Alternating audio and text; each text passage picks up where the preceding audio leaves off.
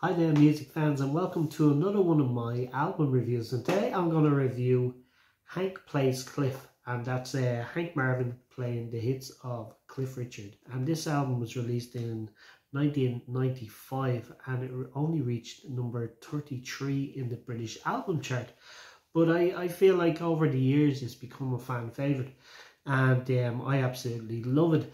Back in 1996 I actually went to Belgium for a few months, and I actually took this album on cassette along with one other album, Songs from Heathcliff, Cliff Richard's latest album, both on cassette, and they were the only two albums I had for 3 months. So I actually love both them albums, and yeah, so I'll go through the tracks now.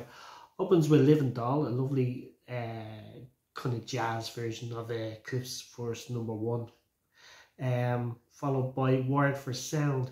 And Wired for Sound on this, I think it sounds very similar to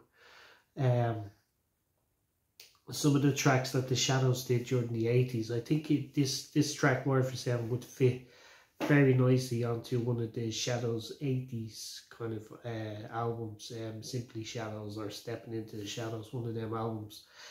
Follows When the Girl in Your Arms Is the Girl in Your Heart. Absolutely beautiful song from the film The Young Ones. Beautiful version. Follows one of my favourites on this album, Travelling Light, Cliff's second number one from 1959. Hank does an acoustic version on this album, and it's absolutely beautiful. Follows The 12th and Never, which is an upbeat version, surprisingly, on this album. Because I think everybody knows The 12th and Never is a ballad. It was recorded by Johnny Mathis, Cliff, Donny Osmond, and they all sang it as a ballad, and this is an upbeat version, and it sounds pretty cool. Follows one of Cliff and the Shadows' biggest hits, The Young Ones. Sounds absolutely fantastic as an instrumental.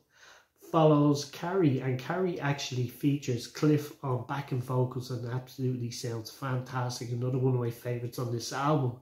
And that follows a lovely kind of another kind of jazz again version of It's All in the Game. Something like his Django Reinhardt album. It's kind of like that. There's an accordion in the background as well. It's pretty cool version of It's All in the Game. Follows Move It, and I think most Cliff and the Shadows fans know that Ian Samwell, who wrote Move It back in 1958, wrote around this time of this album, wrote a second verse, nearly 30-40 years later, and gave it to Cliff and Hank to record for this album. So this was the debut of the second verse of Move It, which of course was Cliff's first hit back in 1958. Absolutely fantastic. Cliff sings lead vocals on it as well, and Cliff actually did a couple of guest appearances as well with Hank around this time on the tour to promote this album. And that follows The Day I Met Marie, which I think most people know as well. Most Shadows fans will know that Day I Met Marie is written by Hank, and the Shadows recorded their own version, of course, which features the Shadows version featured backing vocal by a very young Olivia Newton-John. This is an instrumental, and it sounds absolutely incredible, especially going into the chorus. Hank has a little bit of fun. It changes it slightly, and it sounds amazing. Devil Woman is next. One of Cliff's, I think Cliff's biggest hit in America. Devil Woman, one of my favourite Cliff Richard tracks. This sounds great on this album. It actually features on backing vocals by Talia Marvin. Hank Marvin's daughter actually features backing vocals on this, and that follows The Next Time, which was a number one for Cliff and the Shadows back in 1963, and it came from Summer Holiday. Absolutely beautiful song, and it works well as an instrumental as well. Follows I Could Easily Fall in Love with You, which Hank and Bruce and Brian Bennett and John Russell wrote for Cliff for his musical Aladdin, which they appeared with him in Aladdin, and this was used in that pantomime, and it's one of Cliff's best songs from the 60s as far as I'm concerned. And that follows Summer Holiday. Now, I'm not really that fond of this version of Summer Holiday. It's too slow. I don't know why it's slowed down. So, I don't know. I suppose he just wanted to put his own stamp on it.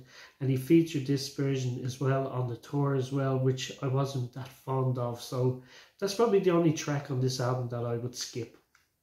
Summer Holiday. But that follows In the Country, again, backing vocals by Cliff. Sounds fantastic. It was written again by The Shadows, Hank, Bruce, John and Brian.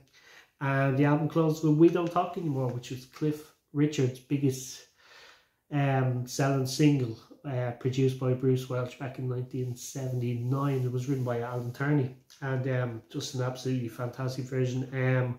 The Shadows did a version as well in the early 80s, but this one I think is slightly better than the Shadows version. I actually like it.